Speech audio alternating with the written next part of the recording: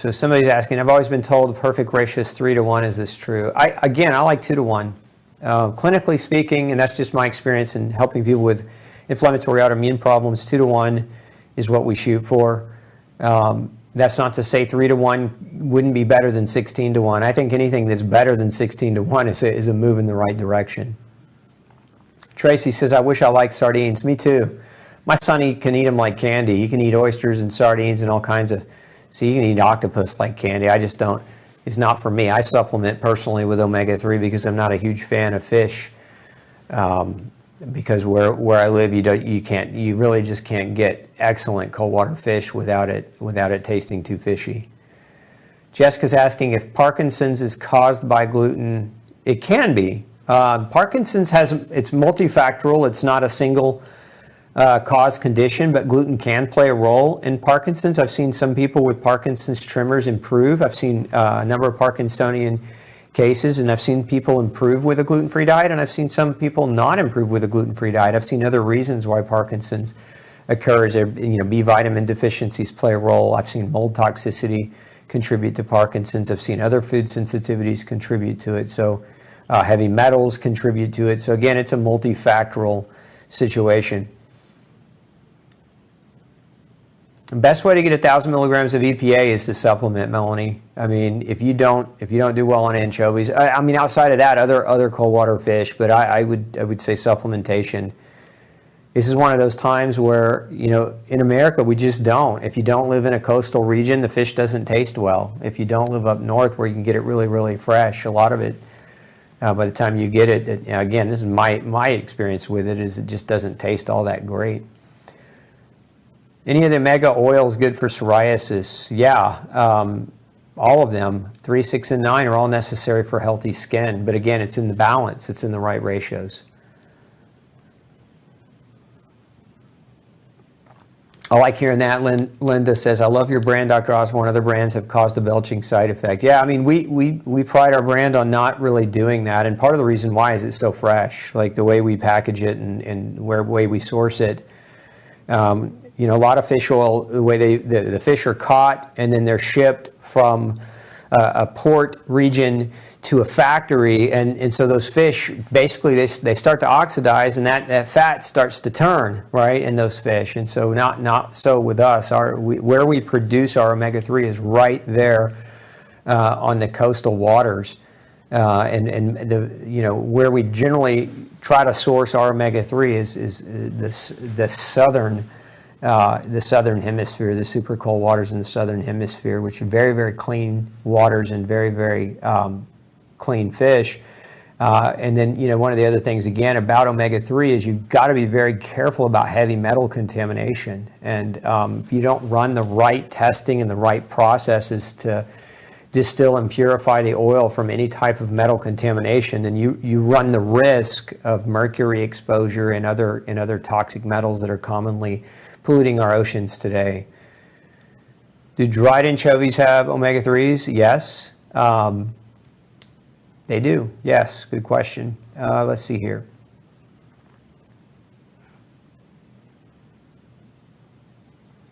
So chicken, especially factory farm, is very high in omega-6. Should we minimize chicken intake? I would say don't necessarily minimize chicken intake. Just maximize solid, healthy chicken intake, right? Support a local farm. If you're in my area, we've got a great local farmer. He's actually, I went to school with him, and he turned into a farmer, right? That was his career change, and now he grows all of his own food and meat and sells it. It's a great farm. So if you're in the Houston area, you just call my office, and you can get his information. Harvest Hills Ranch is the name of his farm. It's a great company. Does organic virgin coconut oil have appropriate omegas? No. Coconut oil is predominantly saturated fat, whereas omega oils, 3, 6s, and 9s, are unsaturated fats. And so again, the biggest difference is hydrogen bonds, whereas coconut oil is more saturated in its bonding. So not the same thing, different kind of fat. So, any idea why I get broken blood vessels in my eyes when I take more than 1 gram? There's a number of reasons, Terry. I would say One, look at the quality of the oil that you're taking. I can't express that enough. Quality of the oil is very important because a lot of omega-3 over-the-counter products are garbage. They're junk. They're oxidized. You're poisoning yourself instead of helping yourself. As far as why else there's a lot of reasons why that may happen, and there could be some other nutritional deficits that you need to address. Can taking omega-3 help to get you off stations? I would assume, Laura, you mean statins. Look, my opinion on statins is pretty clear. I don't recommend them. I'm not a cardiologist and I'm not your doctor, so don't take my advice, don't construe this as medical advice, but look, statins, we've been using statins since the early 1980s, and it's the #1 prescribed drug in the United States. And since we've been using them, we haven't seen a reduced outcome in heart attacks, in strokes, in cardiovascular disease, or heart disease. So if statins are so great, why haven't we seen a reduction of those illnesses? Why do we see those numbers climbing instead of reducing? It tells me empirically statins don't work. But a lot of doctors are dead set on statins because it's the standard of care. But you have to ask yourself whether or not taking a pharmaceutical poison is going to solve your health crisis and risk for cardiovascular disease, or do you need to make other meaningful changes in your diet that you're empowered to make beyond that statin? Remember, statins also block CoQ10, and CoQ10 deficiency causes congestive heart failure and high blood pressure. So if you're trying to reduce your risk of heart disease by causing CoQ10 deficiency and causing vitamin D deficiency with a drug designed to lower your cholesterol, and the cholesterol that statins predominantly work on is your LDL, which is considered bad cholesterol, but LDL isn't bad. LDL won a Nobel Prize. 1998, LDL was awarded the Nobel Prize because it was discovered that in order for you to make brain synapses, you need LDL, bad cholesterol, to make brain synapses. This is why so many people that take statins start to have precognitive decline. So, I don't want to get out too far off tangent here, but I think you get my gist and my opinion on that particular type of medication.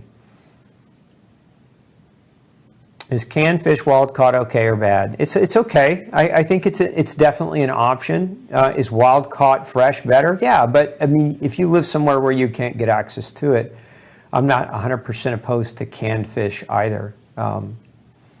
There are some pros and cons to it, but I think overall it's a good source of protein, a good source of calcium, a good source of omegas, a good source of a number of different nutrients. Can your body not absorb omega supplementation, omega-3 supplementation? It can. Your body can absorb supplementation of omega-3 provided you have a functioning gallbladder and liver. If you've got a poor functioning gallbladder and liver, then your body is going to struggle to digest and absorb not just omega-3 but all fat. And so, but if your body's digestion and absorption is relatively healthy, you should be just fine. Do you ship your supplements to the UK? Helena, no, not at this point. We're working on an option. Be patient with us. We're trying to figure that out without making people pay an arm and a leg for shipping.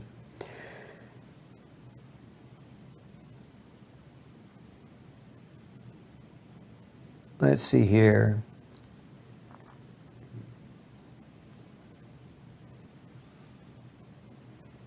Is veganism high in omega-6? Yes, it's extremely high in omega-6. Vegan diets are, and this is one of the problems. There's been some studies that have come out. I know that, I'll say this just very clearly. I'm not opposed to a vegetarian diet, and I'm not opposed to a heavy meat diet. I'm not opposed to either one. What I'm opposed to is the generalization that everyone should go plant-based or everyone should be on carnivore. I think you've got good fits on both sides of the equation, but there've been, and I think if you're on one side but you don't belong there genetically, then you need to get off that team. And so many people live and die almost like it's a dogmatic religious belief that only plant-based diets are the right thing because they've been brainwashed or misinformed about the actualities of nutrition. But there are a lot of studies that show vegans have poor quality of health, and there are a lot of studies that show that vegetarian diets improve certain cardiovascular and cancer risk factors. So, I mean, there's research on both sides of that equation, and I think the difference between the variable is biochemical individuality. Learn what is right for you. It's part of what we do in our clinic is we teach people what's right for them based on accurate testing to help determine where they should go within their diet. But I hope that clears that up a little bit, because I get a lot of people. Actually, it happened this weekend. Somebody was talking about one of the recipes that we had posted and was talking about how it was made with meat, and so therefore it completely disqualified it as being good, and it was just a ridiculous statement to make.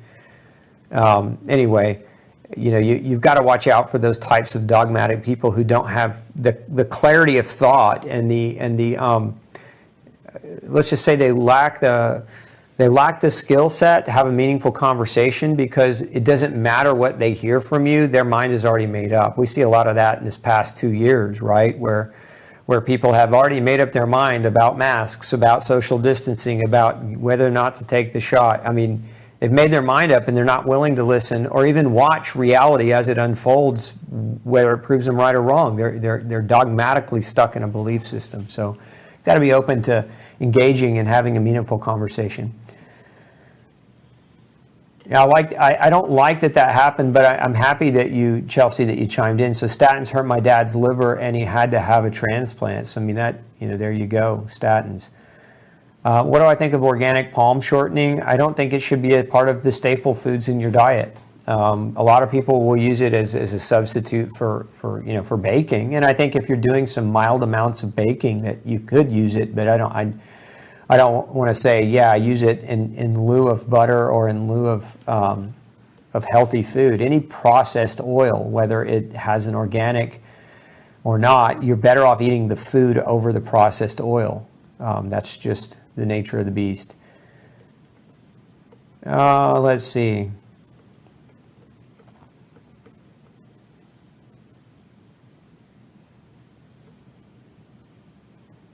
Yeah, I like that comment. I love all food, not all food loves me. Isn't that the truth? I mean, for everyone. I mean, you kind of hit it right on the head with that comment, because, love is food, right? Life is food. Social engagement is food. And we love to have food in loving relationships among people that we love and care about, right? And so, but sometimes it's the doom or the downfall of us. And I think part of what really has to happen in our society is just a respect and an honor for food, and a respect and an honor for the individual, and not calling people, what we get in our industry, what we get in this arena is doctors will call you orthorexic, is the new diagnostic term for people who care about how they eat and what's in their diet. We also see words like health nut, right, that have evolved. And this just comes from ignorance, right, of people who haven't accepted the fact that they probably need to change their diet, or at least recognize that their diet is lacking in good, proper health. And so they want to keep doing more of the same. And so we all struggle, because as long as society normalizes eating things that aren't food and calling them food, we all struggle to connect with people in our society unless we find our core group of people and surround ourselves by that core group and really create definitions of normalcy and escape the Alice in Wonderlandian-like world that we're living in. Because I mean, today, good is bad, bad is good, up is down, down is up, healthy is sick, and sick is healthy. Just look at one of the more recent, covers of the Cosmo magazine, where they paraded like a 350-pound woman on there in a bathing suit and said, "Big is beautiful and healthy." And it's like, that's promotion of disease. It's insanity. Anyway, it's just not to say if you're overweight that you're a bad person. It's just simply say, let's call a spade a spade. Let's not call something a lie, so that we, so that we don't offend. An offense sometimes is the necessary truth to move the conversation forward in a way that everyone benefits, right? And to tell a perpetual lie keeps us stuck and plateaued in a state of perpetual confusion. And so then we look to experts to try to help us out of that perpetual confusion. And we have to be careful about the experts that we select, because many of the experts aren't experts. Number one, pharmacists recommended products, not experts in nutrition, right? So it's the marketing that really tears us all apart and tears us down. What are your thoughts on these new home tests to identify individual digestion and what to eat take? I think they're overstating their ability to help you with that information, Sandra. I think these new home tests are far, far, far away from any great degree of accuracy. That's my experience with them, and that's my my 2 cents. They're just not, they can't do what they claim they say they can do. Is RBC the best way to test for 6-3? I think I answered that, yes. Red blood cell membrane is one of the best ways to test for it.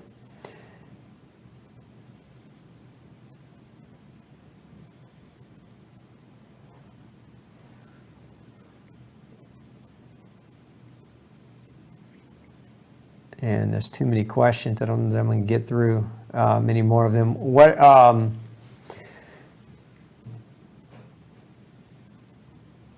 So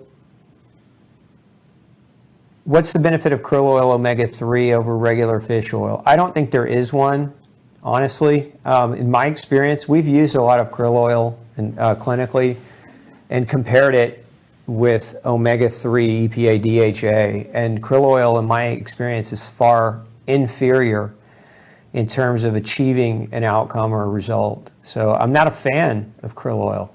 Aside from the fact that it smells like the penguin habitat at the zoo when you open the bottle, I'm not a fan of it. It's not to say, again, that it can't be a good source of DHA for you, but if you're trying to get EPA DHA balance, krill oil isn't where it's at. And the other problem with krill oil is pound for pound, you got to take so many of those krill oil capsules just to match or meet one small capsule of EPA DHA. Okay, I got to go home. I'm hungry. And I'm 7:25, so we went 25 over the hour. So, hey, look, thank you so much for spending your Monday evening with me. If I didn't get to your question, I apologize, but come back next Monday and maybe we'll get to it then. In the meantime, do me a favor. We're getting ready to switch platforms. I know I keep saying that, but I want you guys to be ready when we make the move, because when we move our platform over, I'm going to be speaking a lot more frankly. And I want you to be able to hear that truth and hear that knowledge. And so make sure you go over to Gluten Free Society and register or sign up for our newsletter. And that's how we stay in touch. It's how we keep in touch with you without the censorship. I can't control what the other platforms want to do or want to suppress. And frankly, I'm just tired of the suppression, and I'm going to go where freedom rings. And that's on our own platform. So make sure you are on our platform if you want to keep getting this message. Thanks so much again for joining me. Have a fantastic week. We'll see you next Monday night.